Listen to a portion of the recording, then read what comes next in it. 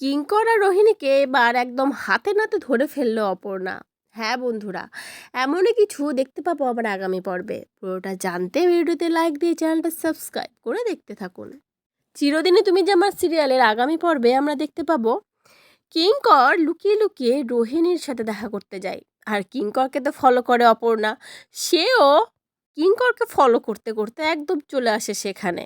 দরজার বাইরে কিঙ্করের জুতো দেখে তো অপর্ণা এটা কনফার্ম হয়েই যায় যে কিঙ্কর স্যার এখানেই এসছে, মানে রোহিণীর সাথে দেখা করতে। আর অন্যদিকে আমরা দেখতে পাই যে কিঙ্কর আর রোহিণী আর্যর অপর্ণাকে নিয়েই ঘরের ভিতরে নিজেদের মধ্যে কথা বলতে থাকে। কিঙ্কর রোহিণীকে এটা জানায় যে অপর্ণাই আসলে রাজনন্দিনী।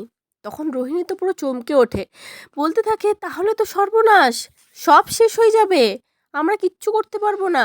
রোহিণীর কথা শুনে কিঙ্কর বলতে থাকে দাঁড়াও দাঁড়াও, যত দ্রুত সম্ভব আমাদের এই আর্য আর অপর্ণাকে আলাদা করতেই হবে। দুজনকে আলাদা না করতে পারলে আমরা কিচ্ছু করতে পারবো না, সব শেষ হয়ে যাবে। আর এই কথাগুলো অপর্ণা শুনতে যায়, আর সেই সময় অপর্ণার হাত লেগে একটা জিনিস মাটিতে পড়ে যায়। আর সেই শব্দে কিঙ্কর আর রোহিণী পুরো চমকে ওঠে, ভয়ও পেয়ে যায় যে তাদের কথা বাইরে আড়ি পেতে কে শুনছে।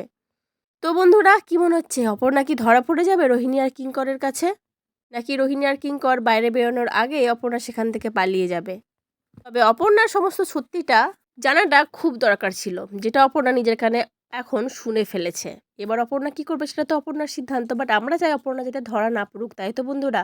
তোমরা কি চাও অবশ্যই কমেন্ট করে জানিও। পরবর্তী আপডেট নিয়ে তাড়াতাড়ি আসছি, সঙ্গে থেকো, সাথে থেকো, চ্যানেলটা সাবস্ক্রাইব করে দিও। ধন্যবাদ।